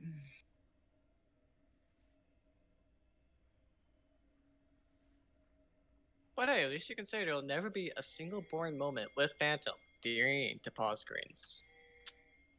Yup. Disturbing moments, yes, but boring, no. Always got to put on a show. 5-stack coming through from Maria's Dungeon here, scuttling towards the bottom lane. Oh no, not Nadas is the actually same behind. Does story. Nadas catch up? Ooh, maybe. I think they wait here in the bush for this one, right? Like, Oh no, wait a minute. Oh no. Bottom. Oh no. Bottom. Ash does have the flash though. Flash so there's kill! no way on out. Okay. Finally. Trading 1-for-1 with the flashes there isn't terrible. If I'm the Nautilus, I actually just flash there and force the Ash to burn the flash and then chuck the hook out afterwards, right? This is a better trade for you because Nautilus, if he gets like CC'd, he has W, he has natural tank stats, he still has his ADCs. Oh, that's not a heal, that's an exhaust. Sorry about that. That was gross. But moving on, if Ash gets hooked, well, that's She's not done. a good day. Yeah. Oh, especially when you're looking at this very aggressive lane with a Yasuo Nautilus, right? Like the flash being done for a little Wayman is really going to hurt in the first 5 minutes of this game until that cooldown comes back up. So really going to need to be smart about how they play this lane and, not get caught out there by that very heavy aggression from the Yasuo and the Nautilus. So that being said, both junglers are going to start topside. I predict Elise is going to do a quick clear. We're going to see a color Gromp into colored and possibly a gank into bot lane, which would be really ideal to punish this flash with Wayman. And then Jarvan, interesting enough, is also going to do a fast quick. Okay, going to be looking to maybe bolster on up in the bottom lane or try to contest that one. Is going straight on from buff to buff for the potential of that level 2 gank. Well, let's see where the... Are we going to see a 3v3 level 2? Mm-hmm. Oh, man. That would be a serious amount of aggression even for a game like this, right? I think we might see it. The junglers are on track with each other. Oh, yeah. Elise on the red as well as the J4 closing out on that Gromp. We'll have to see if the prioritization afterwards is towards the additional farm, going for the Scuttle Crab, or instead... All right, they're both they met each other. They're gonna say hi. Oh wow, that's a stun landing onto the Elise. The flag and drag buffered there though. Repel oh no! On through, looking for J4 is going to cancel that leap forward on the Elise Q by dropping out of vision, and it's good that the J4 was able to escape there, but that will put both of these junglers back though. Are they Elise disrespecting? coming towards bottom. Bubble lands onto the Nautilus. To force him on back there, pop up from the Yasuo, not going to land, in a great trade in favor of Wayman and the Nami dropping this Yasuo to a sliver and forcing the flash. Elise coming on back here, a little bit of over aggression, does not have the flash, hook landing onto the Nami, likely to drop there, but will manage to flash on out to safety, Elise taking a ton of damage there as well. Wayman and Ace are just honestly. They really don't care if you gain them. They don't care if it's 2v3. Wait. Oh, wow, in the top lane, Maokai doing a ton of damage and closing out first blood on Hacksaw. That's gross. Excuse me? So what should have been the wet noodle fight ends up being the bloodbath, and what should have been the bloodbath just ends up being the wet noodles. I mean, I think the trading down bottom lane has been just neck and neck, right? If Nautilus lands another hook here, does find it onto the Ashe, is stuck under the tower. Elise does show. Doesn't land the cocoon there. And that being said, Elise is punished for this because since she spent so much time in the... And look at the lead that Jarvan got. Yeah, Jarvan looking really good here. Is able to get that CS lead, and again, the faster that J4 can get the level 6 mark and unlock the Cataclysm, the more effective he will be in these ganks. If you look top lane, Maokai being able to solo out the Cho'Gath at level 4 is total negligence from Hacksaw. I would say it's actually absolutely critical because when you look at top lane, it takes a lot of skill for the first few minutes of the game, and almost every top laner will agree with me on this. But the moment one top laner gets any type of lead, a CS lead, a kill lead, it's basically game over for the enemy top laner. Because now all the top laner with the lead has to do is just literally just walk up to them and hit them, like he is right now. Right. Ooh, and him doing a lot of damage in the mid lane, but it's a nice trade on back from that Vel'Koz. J4 not in the same neighborhood, as recalled back to base, and it looks likely that Ito will be doing the same thing, given the opportunity. In the vicinity, but not going to be opting for a check onto that tower, and be backing off there. J4 does have that major CS lead with the smart play of the bot lane dodging out of the way of that gank. Is going to put Graphic a fair shake behind. It's actually really refreshing to see this. I know I'm speaking soon again, but I gotta clarify this. Ito's team, Mamba mentality, they were struggling. Dead last, losing almost every single game. No, they were losing every single game. Yeah. And with this new roster, they just look really alive again. They look like they have an identity. They look like they know what they want to do. And it's nice to actually see that. Yeah, absolutely. It's always good to see a team catch its stride, even later on into the season, right? And I mean, this is a performance that is, as you have said, better than anything else we've seen from them before. And it really looks like they found their footing. And I mean, big things here is the current game state, right? Little Wayman, 20 full CS ahead of this Yasuo. And the Yasuo a cheese pick and one that needs to be effective and find openings, but simply hasn't yet. And it really rewrites a lot of story for the script today in the BTL. The script, like I said, it was almost set in stone. We knew who the best were, we knew who the middle was, we knew who the worst was. And now we're just seeing multiple upsets today. This one isn't finished yet. There's still hope that Maria's Dungeon wins. They can still win this game, but what should have just been a clean finish, like, I'm talking like end at 10 minutes finish, just isn't the case today. Because Mamba Mentality was the type of team where they were losing games by the first 10 minutes. Yeah, and such a change of pace we've seen here. I mean, good stuff from them, and you know, they're kind of slow rolling this one, which I think is not a bad plan in the slightest. You've got a very strong comp that gets pretty good later into the game, and definitely gonna be wanting to look to push those advantage once you have the opportunity. Grabbing down here, dodging out of the hook, flashing on in, flashing from the Ash, the CC chain coming on through, but what a huge bubble to stop from the Nami. And the Tramp actually coming on through, forcing the repel out from the Elise to safety, and another gank stuffed by Wayman. We give a lot of praise to Wayman, but let's take a moment to praise Always Anxious. Wayman plays a very over-aggressive, I only step forward playstyle, and one of the reasons he's able to do that is because Anxious is almost always there to fix every single mistake. It's just like, if Wayman drops a pen, that pen is being picked up. It's crazy. And, I mean, with all of the aggression put down towards the bottom lane by the Elise, it has been stuffed time and time again by not only the safety, but the smart mechanical play of this bottom lane 2v2 from the Mamba Mentality. Oh, no. Oh, swing and a miss. Oh, here comes Pantheon, though. They are going to find the Nami. Double bubble is there, does pick up that kill. And that is a huge amount of attention paid in the bottom lane. And that's a situation where you need to be able to capitalize and try to make a play across the map, but it looks like there's no response. Yeah. That's a big problem with these borderline global ultimate champions where they really don't give you much time. The Yasuo, but man. Because if you don't take teleport, there's really not much response you can give to like a Shen or a Twist of Fate ulting into another lane. True enough. We do see the gank bearing fruit kill going on over to the Yasuo, as a matter of fact, which is definitely a target you want to have that on, as well as the fact that we do see the first Dragon a Mountain picked up by the Elise. But here's the new problem. Even though Yasuo has this kill here, we see such a CS lead from jungle versus jungle and top versus top. And just for the fact that ADC Layman had himself as small CS lead, it still doesn't matter. Ultimate available from the Maokai, forced to flash here. Gets out defensively. I think there's a world where maybe he just pops the ultimate and tries to juke out of the way there.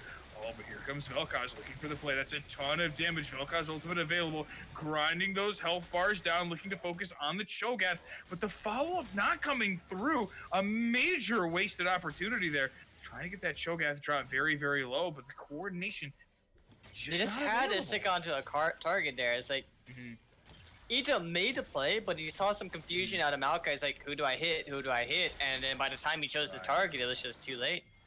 Yeah, exactly. And I mean, that's a real problem. You spend a lot to come up and try to defuse that gank, and I think there's a world where you absolutely pick up at least a kill out of that. Here's this the poor Maokai. Maokai stun landing, follow-up gank is there, finding a lot of damage onto the Cho'Gath, forcing that flash on out defensively. Maokai doing a lot of damage with the pop-up lands. Be a rough one, looking for that heal, does find it, the repel out from the Elise, it's defensive, no mana of it when the Cho'Gath stun lands though, and will claim the Maokai, but here's J4 up in the top lane, do take that ult, no repel available, Elise is able to get that kill, one last tower shot lands, it is enough to trade back for the Elise, a double for the jungler. This is actually fine. This is actually better for Mamba Mentality, because you have to look at this. Better casters and better coaches have talked about this time and time again. Who would you rather give gold to? The late game carry or the guy who's going to run out of fuel at 15 minutes? Elise got all those kills there. She is not going to be an effective champion come 20, 50, even 50 minutes. She's going to lose so much value. And we are seeing kills being given to these champions that are legendary for their hyper late game scaling. Vel'Koz will be a nightmare.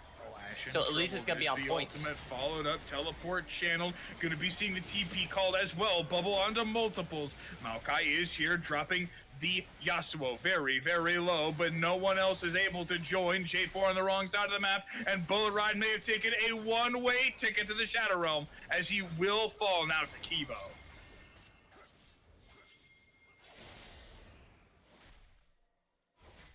You hate to see it, but there's just people to this day who aren't used to. J4, Elise. Well, that was a whoopsie. So much violence. Can I talk, please? Can the players just please slow down? J4 says no. No, you can't.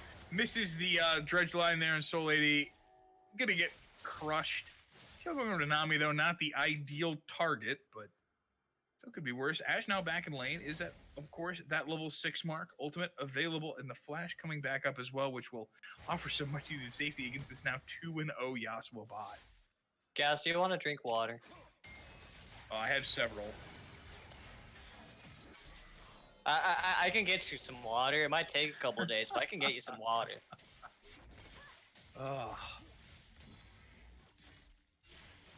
Yeah, 13 minutes on the clock here between these two teams. Got Ashe. Ashe. Way too far up here looking for this play. Flash is available. Will force that out. That was extremely aggressive from Wayman, and despite a very strong game one of this series, looking a bit shakier in this follow-up.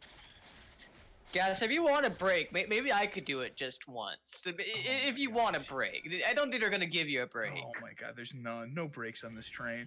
So Nautilus rolling into the jungle, getting some vision there. Soul Lady there, trying to push up that aggression. And again, we see this Yasuo who really had a rough time throughout lane, now starting to come into his own. And once again, blow the flash of that Ashe, who is very much in danger from this dive-heavy composition. All right, I'm going to give Gas a break. So, the Maokai is walking to the Cho'Gath. He goes, roar. And then the Cho'Gath also goes, roar. And then Yasuo's like, shoot. And how was my play-by-play? Was that good play-by-play? This is why you're a color. This is why you're in color duty. That's not how it works at all. That's not how it works? No. So Dragon spawning in just a few seconds here will be an Ocean. So looking at Infernal or Cloud Soul. Flash shot coming through from Nautilus. Can't quite lock the Ashe on down here. Looking to kite this one out. Here comes the J4. Elise is present. Oh no, the depth shard back on through, but the Cataclysm coming on in. Has shown the rest of the team. Flash on out for Jaw. Will take that kill on a little Wayman. That's going to be the slightly late appearance of the Vel'Koz, trying to ward off this play and forcing the flag and drag out over the wall. Once again, the Ashe going down, and this focus has been laser quality from Maria's dungeon. So right now, Wayman is looking at his support and goes, anxious, we're gonna have words when this game's over. Yeah, that was, always anxious just served up his AD carry and a silver platter there, and it really sucks because the Ashe was cutting back nicely. The arrow was a little bit from, was the arrow used there? It was used because it's on cooldown right now. How it's used, I don't remember. Did it get windwalled? I bet it got windwalled. I think it got windwalled. Yeah. So one thing that Mamba Battalion needs to respect is they need to respect that Pantheon has an almost unrivaled early game pressure with the way his ultimate works and the fact he has the guaranteed stun to respawn immediately after. And then when you fuse that with the fact that there's a guaranteed knockup for Yasuo to ride off of, you fuse that with the fact that at least is a champion that has execution damage. When you're Mamba Battalion, you go, okay, we have Ashe scaling, we have Vel'Koz scaling, Maokai scaling. We just need to not die for 10 more minutes. We turn online, we team fight, we're Gucci. But so far they've been doing a kind of good job at it, but there's moments where they make those brief bits of error where they slightly over push and it's been punished almost every single time. And Maria's dungeon has been doing a good job really profiting off of that. Yeah, absolutely on that one, Phantom. And a lot of it comes out of just slow roll. There's no need to go hard in the paint here. You have your 50 CS up in the top lane, your 25 CS up in the jungle. Mid lane, the Pantheon's doing well, but that kind of pressure will fall off once lane phase is over and you start grouping up properly. So don't go too hard. You still have a gold lead. And again, look to get a little bit later into this match. Watch the Pantheon fall off. Watch this Elise fall off. And very soon, you've got only one champion who's a real late game threat. That's going to be the Yasuo, who does have a lead right now, but can certainly be shut down by this composition that you've drafted, especially once the Maokai gets put into the mix. And well, we also can win wall. Oh no, not like this. Oh, Yay! okay. Reconnect immediately. Perfect. Fantastic. It was just a prank, bro. All right. Should be getting back into the action here just a moment. The almost immediate reconnect, a good sign to be sure. All right, we're waiting for chat. Do we get to grunt? That's why I don't let my team play. Saw him on a blue and I was like, oh, he's just standing there. Right? He's just standing there. Menacingly. Oh my gosh. So I do think Leona is the better version of Nautilus right now, but where Nautilus has the advantage is you can't miss R. You know, it's not only that. It's I think a thing that is hard to underrate with the Nautilus is the fact that people never seem to have a good grasp of Dredgeline's hitbox, right? You just oftentimes get people with just the end of the skill shot, and they get hauled all the way back straight to their doom. There's also the fact that I have questions. Jaw was confused. That's like, all right. Okay. Here we are. But again, a good tip to have against Nautilus. His hitbox does lie a little bit, and when you're facing these champions with like lying hitboxes, yeah. it's really foolish to do the whole dodge backwards move. Like, just go left to right. It's safer. It's more likely to work. Do they actually get Nautilus here? Speaking of the devil, Nautilus, the CC follow-up coming on through. They popped all the abilities, completely stuffing the dredge line. But that's going to be a nice wind wall from the Yasuo to cut off the play. Already taking one. We do see one traded back over, but a nice ultimate pickup. The last breath. Ashe looking to kite this on back onto the Elise. But the stun lands, and that will be Graphic taking up that kill. Why are you taking these fights? I think it just goes down to Wayman's playstyle. I think he's just so used to being unchallenged that he thinks he can play aggressive whenever the hell he wants. So he's just not used to. It's kind of like being a millionaire and always having a. But right now you're in poverty. You're like, wait, what do you mean I can't buy this entire house in one sitting? Right, yeah. It's interesting you mention that because, again, all this team has to do is not play so aggressively. Like, don't pop all the abilities in the Nautilus. Your jungler wasn't there quite yet. There's no reason to be aggressive. Just slow roll it. Stop ramming kills down this Yasuo's throat. But here we are, 1,000 gold lead at 18 minutes, and I mean, the lead had been accrued, falling most of the wayside. A nice flash from Ito Boy, teleport being channeled in here by the Maokai, looking to join onto the Pantheon. Going to be forcing him on back. Flash as well, health bar is very low. Soul Lady now about to come off cooldown. In a brilliant bubble from the Nami. Looking to make this stop here. The Maokai looking for the Yasuo. Health bar is very, very low. This continued push in the mid lane. If you're looking to close out on this tower, they do have that wave, and this very likely to be a first tower for the side of Mamba. And now we're seeing the comp come online.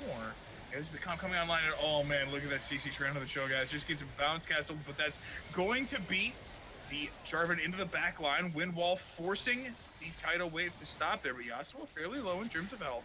The rest of Mamba mentality forced to back off. The end of the play, however. So I'll say there's a little bit of rock paper scissors when it comes to League. We said that counter engage beats engagement comps. Well, then the question becomes what beats pick comps, and that's 100% what Maria's Dungeon's playing. They're playing a pick comp, and it's in my firm belief that a team fight comp does beat pick because you get to this point where the team fighting comp goes, hey, all we had to do is group is 5. What the hell did they do against us? And that was literally the story of what just happened. Mm-hmm. Yeah, very well played there from the side of Mamba mentality. I mean, now putting themselves back in the lead, as small as that might be, and now looking for the first Cloud Dragon of the game, some champions who most definitely want that ultimate CD, Ashe, probably chiefly among them. Gonna pass this blue buff over to the Vel'Koz. Dragon is spawning. It is a Wind Dragon. You don't need to die for it. But then there becomes a big risk. If this Wind Dragon is passed up, Elder will spawn at 30 minutes on the actual clock. It'll be closer to 27 minutes, and then Soul Point will be ready around 25 minutes. Right. I think that this is you have superior poke here, right? Like, you've got a Vel'Koz, you have an Ashe, just don't even try to fight. Like, don't even try to take this fight. You don't need to do this. Just back off. Use your superior poke here. Nautilus is looking for a way on into the fight. Maokai in the front line now looking for the Yasuo. Gets the ult onto multiple members straight into the back line, but Wyman's still kiting it out. Health bar is very low. Yasuo will fall. Can't follow up on the tornado. There's the ult. Gonna be Kevo trying to kite it out. The healing. The bubble lands. Oh my god, the fight is turning. It's going to be Graphic down to a sliver. Wyman's still alive. Hacksaw still trying to make his way on out, and they do. It's a 2-4-3, and they will be turning back onto the dragon. If MVP was Wayman in game 1, MVP for game 2 is 100% anxious right now. This man is just saving lives left and right. G4 still on that dragon. The graphic damage absolutely insane. Elise tries to go in, but cannot find the repel target. They'll take the dragon in exchange for the life of the support and then back on off to safety. Bit of caster curse there. Look, I think that it's one of those things where if you're the Nami, you have to try to make that. Because again, they do manage to secure that Cloud Drake, which puts the potential of this Elder Dragon spawning back 5 more minutes, which is such a huge thing for this team. There's one thing that's not talked about enough in this could be huge. They're looking for these slows, man. The pop-up, the follow-up, the damage huge, and Bullet Ride taking that kill. So one thing that's not really talked about enough when it comes to these competitive games is that sometimes you really don't want Elder Dragon to spawn. Because if you're in a case of Mamba mentality, where you know you have the better scaling, where you know you have the better team fight comp, why would you even want Elder Dragon to spawn? Like, why would you want to allow even the smallest of margins of Lady forced the flash. Maria's Dungeon coming back into this game? That's a major cooldown not available from the Nautilus in the next fight, right? Like, that's another pick resource denied. That's actually a significant amount of power in terms of the escape there for the Nautilus. Bubble. It's just happening over and over again. Is here. You want to talk Soul about Lady, a pick what are you composition, doing? Soul Lady. Wow, between a rock and a hard place is Ito Boy picking up a 4th kill on the game. Back-to-back strong performances from the captain and owner of Mambo Mentality. There really has to be a lot of questions being given to Soul Lady this game. Time after time, whenever she goes to ward, she is getting picked game and game again. Like, it's just happening way too many times right now. This is about the 5th time she's got picked. You see her getting hit by the Ashles consecutively. You see her being forced to flash, and it has to come to a stop because there's only so many times you're allowed to make this mistake before it's fully punished. Right, and I mean, punished it sure was there. A great play there. Nice stun landing onto the Ash to follow up CC. The bounce castle coming on through. Looking to save the 80 carry, but not nearly enough. Jaw, however, will fall to the laser beam. And now the Pantheon joining the fight. J4 looking to flag and drag to save the mid laner. Health bar is very, very low, but here's Graphic finding that stun, finding the kill onto the Vel'Koz. Graphic fairly low, though. Nami is here. Shutdowns coming onto the J4. Maokai 1v3? Clean up one. Maokai is doing so much work there. Health bar still very, very low with the help of the Nami. He's able to get a double kill there running a riot. Bullet Ride, a wizard and a tank in the front line for sure. Oh my god, Flash is under tower going for it. The bounce castle is there coming on through. Bubble is in. Kevo in danger. The flash on through does lock up that kill. Gets a lot of healing coming through from the Conqueror as well as that Triumph proc. Cho'Gath trying to make things work, but Nami will fall for the hubris of his top laner. Respawn's coming through. Needs to be real careful here. Back off the reset. So, yeah, bullet right on Maokai. Looking at Wayman dead in the eyes and saying, "Look at me. I am the AP carry now." Lord. But if you look at the way that battle plays out, right? Like, if Little Wayman has flash, has a way to get out, doesn't get completely womboed out, and again, that starts off from a great cocoon by Graphic on the Elise, 8-3 and 4, very much deserving of that score, finding all of these good opportunities to get in, but the Ashe getting picked out there is such a huge deal, because if the Ashe stays alive and requires some more cooldowns to be invested, oh, there's the pop-up, there's the ult, the follow-up, going to be getting that redemption coming down for the healing, not quite enough to save him, and a great tornado lock out that pick, and Wayman, you have to play more safely. This is ridiculous. This is the 4th time that Jaw has locked you down this game. Wait, Wayman just went Black Cleaver against no tanks. Pardon? I mean, the Cho'Gath is there, but... But there's something like a Maokai on the enemy team, like, he doesn't need that Cleaver. That's very interesting. Maybe he just wants the defensive stats, right? And I don't necessarily blame him given the way this game is going. Teleport from the Cho'Gath coming mid lane.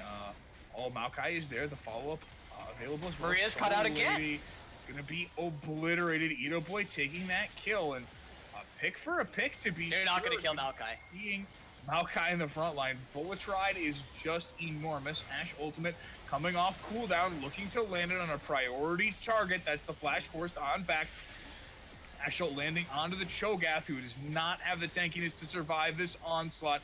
Will get that scream, and Bullet Ride still in the front line. They can get whatever they want now. They're gonna go for the Baron. Oh yeah, absolutely. You take care of that Cho'Gath, you take care of the support. This is an easy path towards that Baron. You certainly have the damage to take it with this composition. Vel'Koz helps just absolutely obliterate that thing, but Elise is still here.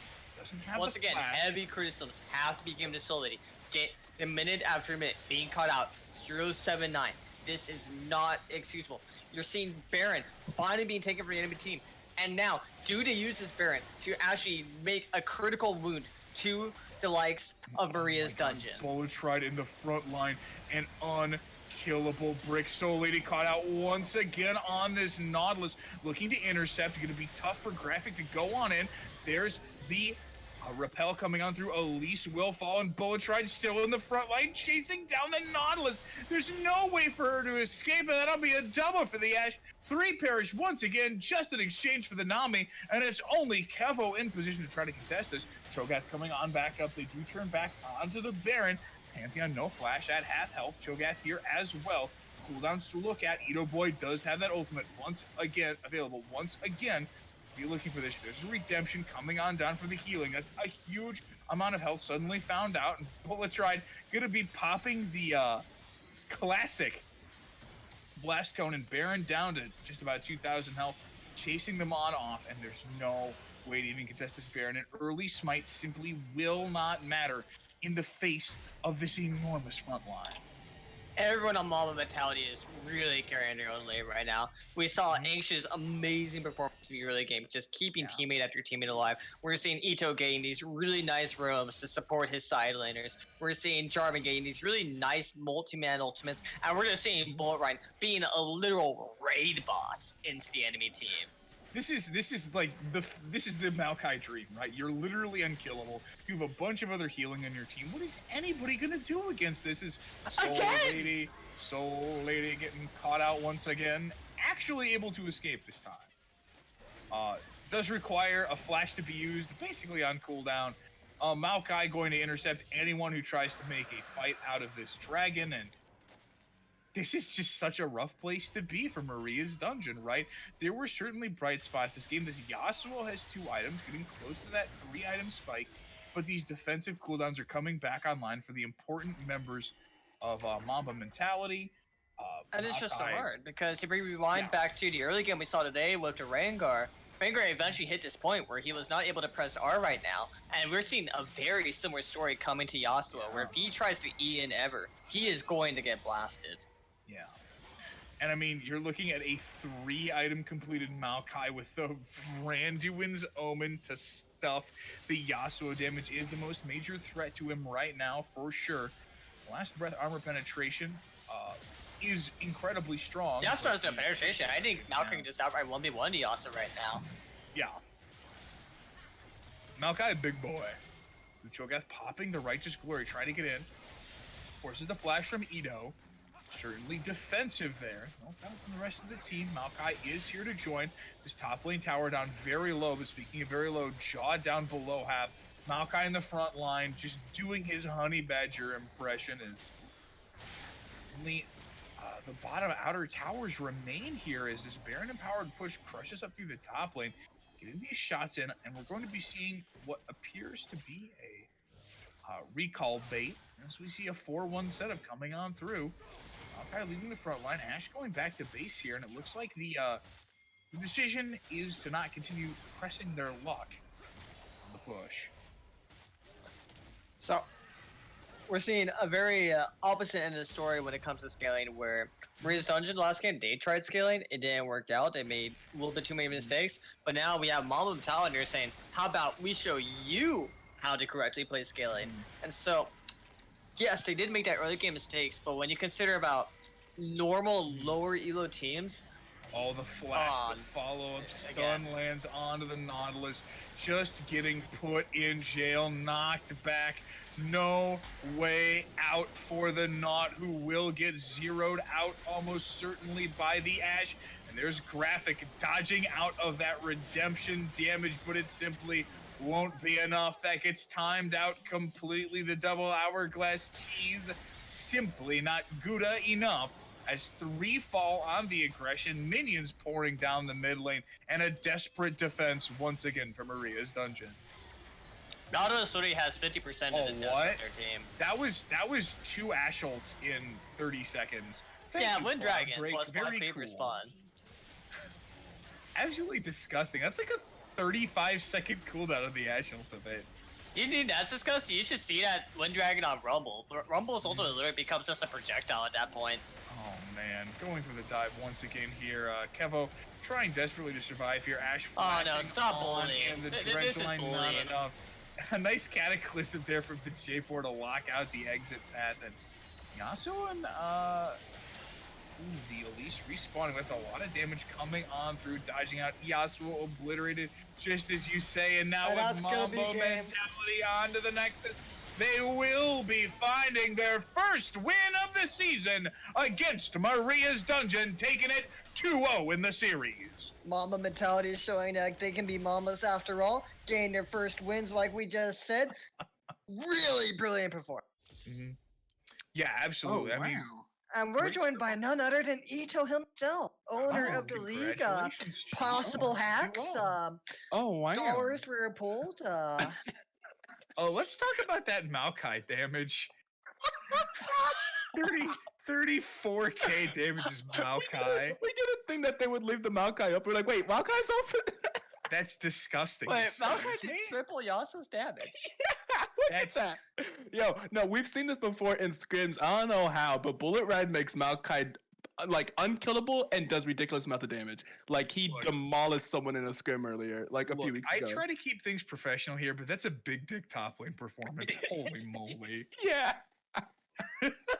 So Ito, how many dollar signs did you have to drop to Maria's Dungeon? Ooh, we don't talk about that on stream, but you know, we behind the scene, me and Maria had a deal, so you know, she felt bad. You know, they had 1 win, we had 0, and you know, Bowkeeper. This is Bowkeeper's first match win in 2 seasons of BTL. Bowkeeper had a 0% win rate over 2 seasons after. Oh no!